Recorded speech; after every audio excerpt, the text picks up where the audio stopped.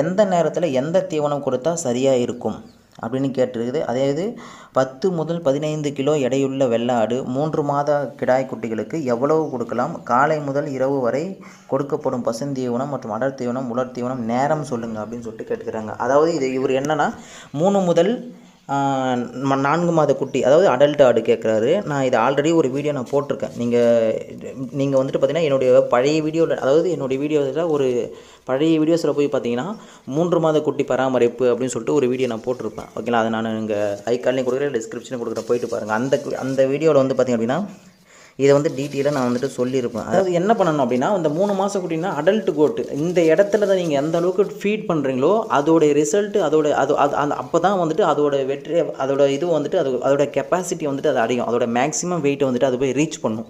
ஓகேங்களா? அதனால் இந்த டைமில் தான் நீங்கள் அதிகமான ஃபீட் வந்து கொடுக்கணும். நீங்கள் இது அவர் என்ன கேட்டிருந்தாருன்னா எந்த நேரத்தில்